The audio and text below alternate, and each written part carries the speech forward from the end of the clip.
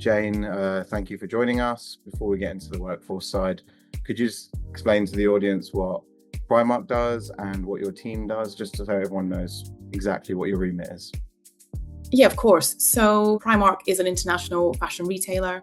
We offer a wide range of products across numerous categories, so women's, men's, kids, home, baby, and beauty. We have over 400 stores worldwide, and we offer click and collect in Great Britain. So in terms of my role, I oversee two teams. One is editorial, so they do all of the longer form content, the inspiration content, SEO content that sits across the platform.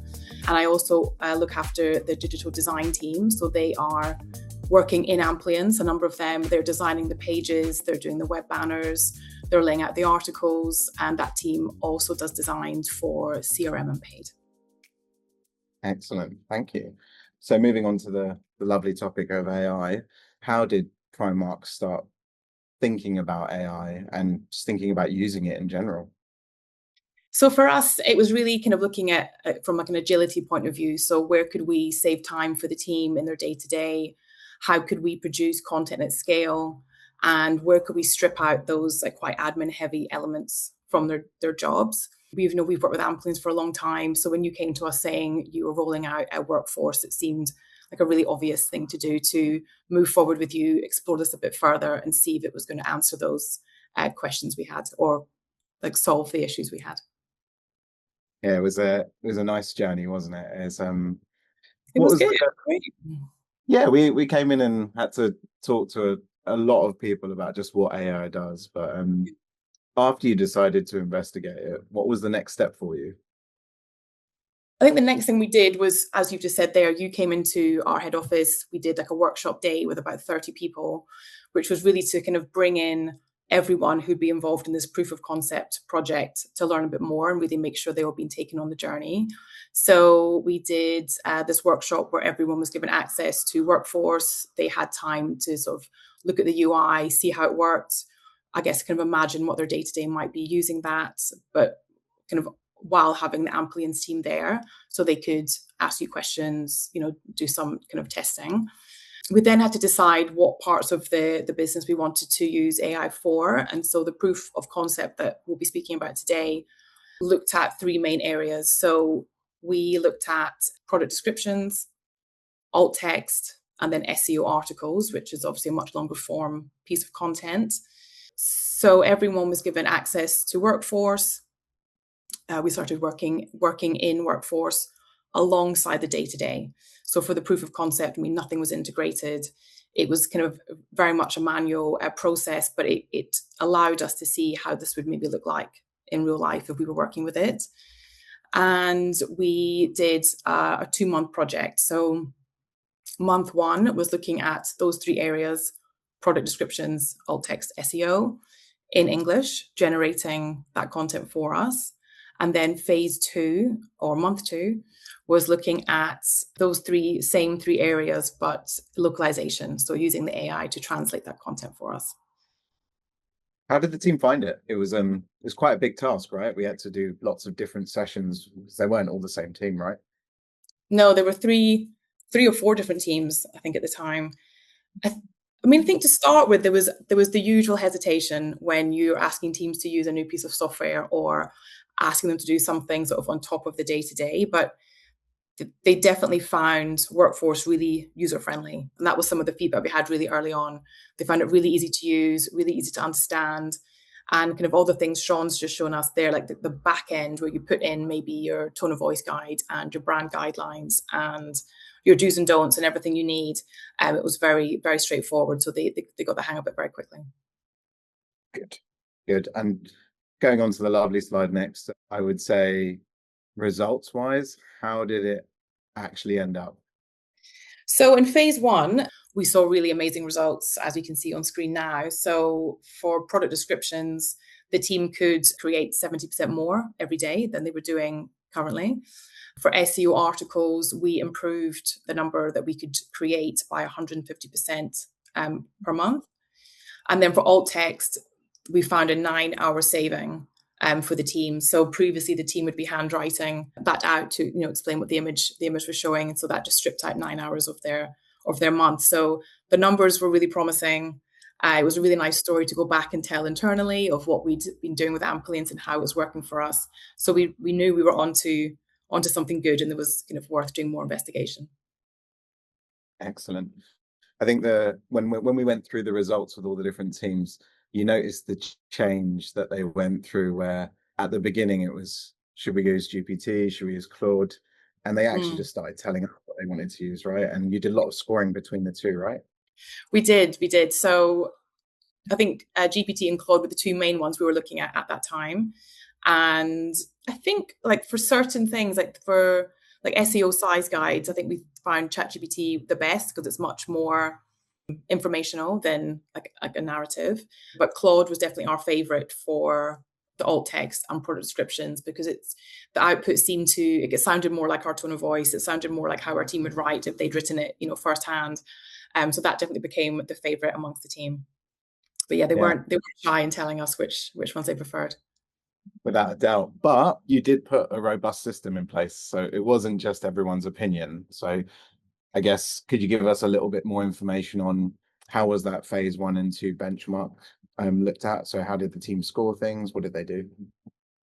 Yeah, so I think we learned very quickly that we needed to have, as you say, quite a robust scoring system in place. So we didn't want it just to be people's opinions or like anecdotal feedback. So we put together the scoring system, which looked at 6 elements, which are on the screen. So brand value and consistency. Did the output sound like Primark? Were we confident it was where it needed to be from a tone of voice point of view? Spelling and grammar, we expected that to be 100% throughout. Product and marketing accuracy, was all the information about the products accurate for the customer? Had the AI model had any hallucinations that had to be stripped out? Was it telling the right information? Glossary and terminology. So this was really around any terms that perhaps we put in the don'ts list, were they appearing, or any words we didn't want it to use. But also from a sustainability point of view, there was certain kind of terms we did want it to say rather than kind of anything else. Regeneration rates really speaks for itself, but how many times did we have to press generate to get like the best output or one we were most happy with? And then technical errors. So was there ever a time when the AI model didn't deliver anything at all that we needed to score on? So each element was scored out of 5. So the team obviously had the 1 to 5 to work within, but they did also give us that anecdotal feedback. So it meant when we were doing feedback sessions, which we did every single week with Amplience, we did face-to-face feedback sessions. If they'd scored something really high, they could tell us why. And it was really great to hear kind of those reasons. But equally, if something just wasn't working or they just weren't happy, they would tell that story to us as well. So we could see quite quickly where those high scores were, what we felt really confident in and was working really well already. And then also what areas we perhaps had to improve that prompt, try more, do more testing and different things, where we needed maybe more training on the team to get the output that was needed, and maybe just something that just kind of really wasn't working. So this worked really well for us, and I would really recommend this to anyone who is doing a proof of concept, because after the project's finished, you've maybe forgotten a lot of that anecdotal feedback. You've got the scores there that were accurate from the time.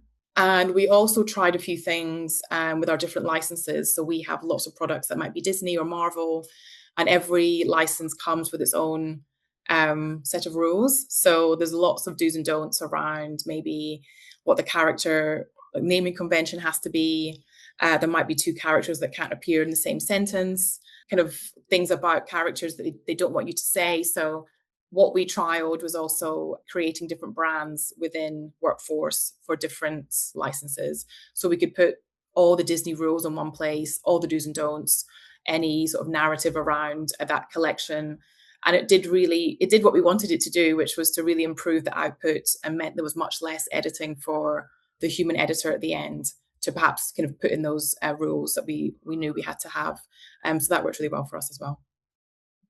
Perfect. That was good. Yeah, learning about all the different collections and licenses was very fun. They Mm, definitely have very specific rules that we have to follow. yes, But yes. good actually, because if you've got rules, then you can actually work on the generations quite well. So Yeah. worked out really well.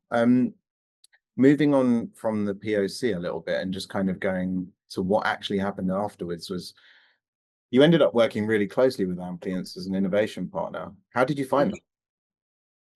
This has been great for us actually, and it's allowed us to really have much more, I guess, face time with your product team. It's also meant that we can have a direct impact on your roadmap. So whenever we have QBRs or kind of meetings in between, you will discuss with us what's on your roadmap, but we'll also have that conversation back to you, and we can discuss if there's anything maybe you're thinking about, but you might bring it forward because you know it's going to line up with something we're hoping to bring in, and vice versa. So that's been really really beneficial, and it's also just great to have those conversations very openly. But it's also meant that we're working very closely with Amplience on now automating some of these workflows, like kind of using the agentic AI to kind of improve further our output. So product descriptions are one of the areas we're looking into that now. So not only using AI for that description, but how can we automate it? Exactly what Sean's just taken us through. So you have all the information put in and the copy output there for you. So that's kind of really been a really exciting project for that team. Yeah, and a lot of the feedback your team's given has influenced the review screen as well. So it's been good to have you guys on board for sure. AI changes quite a bit. How do you feel about remaining adaptable, and is Amplience the right partner for that? Have you seen any changes with the models that you've had to like pivot slightly or test in any way? Yeah, so I mean, I'm sure everyone who's on this call, all of your suppliers are offering you a new AI arm to their software. Any new supplier you're speaking to is offering AI. AI is moving very quickly, so I think it can be hard sometimes to know who to go with. But I think it's really around doing that due diligence with your suppliers, asking the questions, making sure you're really clear on what you want to use AI for in your business. I think it's important to run as many proof of concepts as you feel you need each time before you kind of confirm who you want to move forward with. And it might also be that, someone like, let's say, Amplience, you might have something on your roadmap that we then, as an innovation partner, find out is coming down the line. So there's no need to go and find that solution with someone else. We know it's going to be coming with you soon. But also with the AI models, as you update the models, we are testing them again. So our alt text journey is now fully integrated.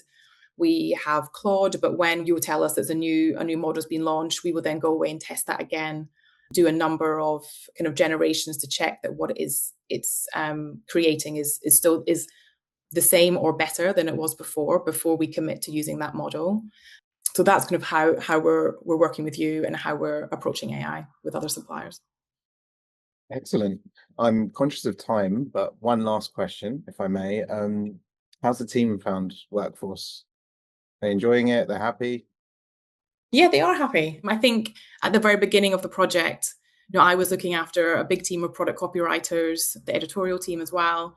So as a writer, there was that sort of natural, I guess, resistance to AI because there was the fear of, it's going to take people's jobs and what does that mean for me? I think what this project's been really good at is showing all of us, myself included, kind of the reality of working with AI, what it really means, what it looks like, what the output is. And all of those human editors we have in-house have become more important than ever. We're relying on them to check the output, to edit it, to then also go back and improve any prompts they might need to improve or fix anything in the back end. So I think what's been really great about it is it's allowed everyone within my team, especially the writers, to learn more about AI and prompt writing, because that's going to secure their job in the industry for the future. If that's where they want to stay and they still have the passion for like editorial or writing, you need to really be fully informed on AI because every job going forward is going to include it. So that's been really great, and I think it's taken away that fear. But in terms of using the tool day to day, yeah, they're very happy. They find it very easy, and I think they feel very confident when they're using it as well. So they're happy to go in and make a change without maybe checking with anyone beforehand, which is a nice place to be. Excellent. Thank you very much. Yeah, we don't have a lot of time, but I'm sure we can do an extended one sometime. But thank you, Jayne. Much appreciated.